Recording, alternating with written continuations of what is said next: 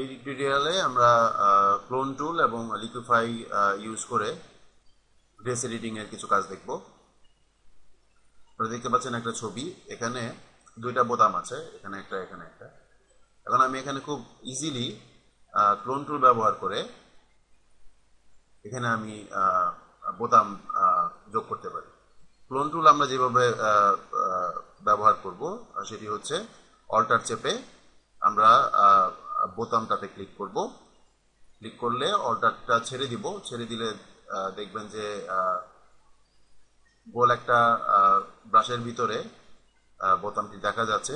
এখন এটি আমরা যেখানে নিয়ে ক্লিক করব সেখানে বসে যাবে। আমরা যদি চাই যে আমরা কোটের এই জায়গাটিতে বোতাম বসাবো, তাহলে এখানে ক্লিক করব, এখানে বোতাম বসে যাবে। আবার আমরা যদি চাই যে ধরেন দেখা গেল যে এখানে তিনটা বোতাম কিন্তু মনে হচ্ছে যে এখানে একটা বোতাম বেশি হয়ে গেছে, তাহলে আমরা বোতাম মুছেও ফেলতে পারবো। সেটি করতে গেলে বোতামের পাশে যে খালি জায়গা আছে ওখানে ক্লিক করব, ওখানে ক্লিক করে বোতামে নিয়ে এসে ক্লিক করব ব্রাশটি।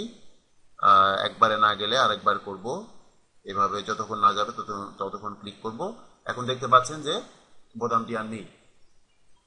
ক্লোন টুল দিয়ে আমরা এক জায়গার জিনিস অন্য জায়গায় নিয়ে বসাতে পারি খুব ইজিলি।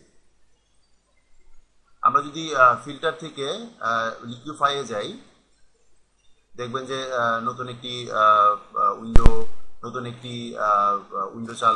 ওপেন হবে, যে অনেকটা ফটোশপের মতো। আমরা জুম করছি, জুম করে নিব।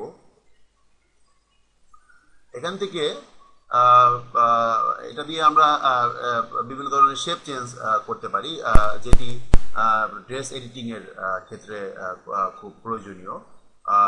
যেটি দিয়ে আমরা করব সেটি হচ্ছে ফরওয়ার্ড ওয়ার্ড টুল। এটি আমরা নিচ্ছি, আমরা প্রয়োজন মতো ব্রাশ ছোট বড় করে নিব কিবোর্ডের ব্রেকেট দিয়ে। এই জায়গাটি আমি একটু চাপিয়ে দিব, তো আমি ক্লিক করে দেখতে পাচ্ছেন যে ক্লিক করে আমি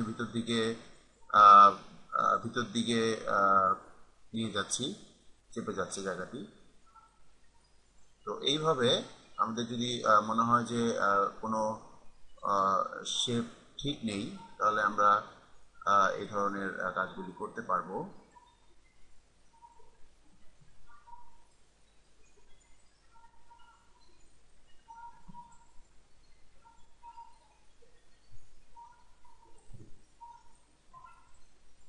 দেখতে পাচ্ছেন এভাবে খুব ইজিলি আমরা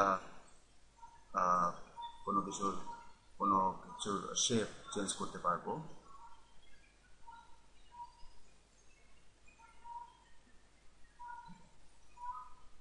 আমরা এভাবে শেপ চেঞ্জ করতে পারি। ওকেতে ক্লিক করব, তাহলে এটি মেইন ছবিতে অ্যাপ্লাই হয়ে যাবে। এখানে আরেকটি ছবি আছে, এই ছবির মধ্যে যদি আমরা লিকুইফাই ইউজ করতে চাই, তাহলে আমরা ফিল্টারে যাব, ফিল্টার থেকে লিকুইফাই ক্লিক করব। একটু বড় করে নেই, জুম করে নিলে কাজ করতে সুবিধা হবে, আপনি ভালো করে কাজ করতে পারবেন। আমরা এই জায়গাটি চাপিয়ে দিব, ক্লিক করে আমরা ড্র্যাগ করছি, ডাইরেকশনটি চেঞ্জ করে দিলাম।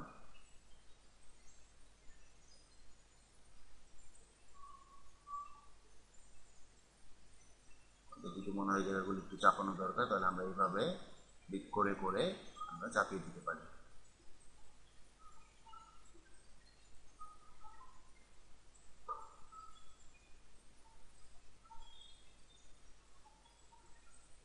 এভাবে আমরা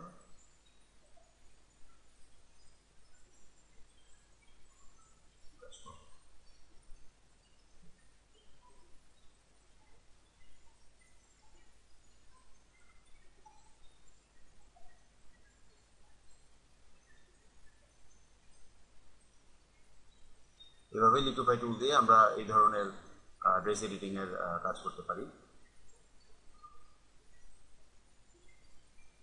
আমরা যদি নির্দিষ্ট কোনো জায়গা চেঞ্জ করতে চাই, তাহলে আমরা দেখা যাবে যে আমি এই জায়গায় ক্লিক করলাম, তাহলে দেখা যাবে যে আশেপাশের জায়গাগুলো কিছু চেঞ্জ হয়ে যাবে। তো সেই ক্ষেত্রে আমরা বাকি বাকি যে জায়গাগুলি আছে ওই জায়গাগুলি মাস্ক করে শুধু ওই জায়গাটির উপরে কাজ করতে পারি।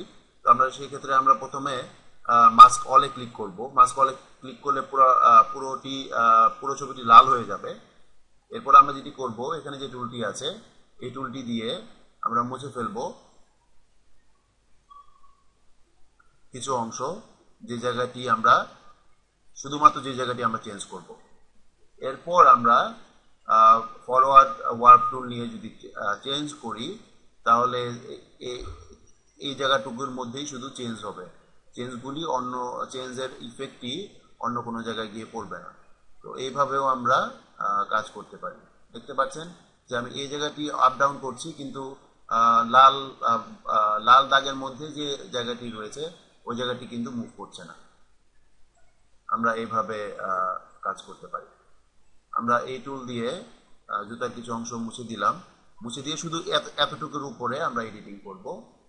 ফরওয়ার্ড ওয়ার্ক টুল নিলাম, নিয়ে একটু উপর দিকে উঠিয়ে দেওয়া বা একটু শেপ চেঞ্জ করে দেওয়া, ছবির উপরে ডিটেল কাজ করা যাবে।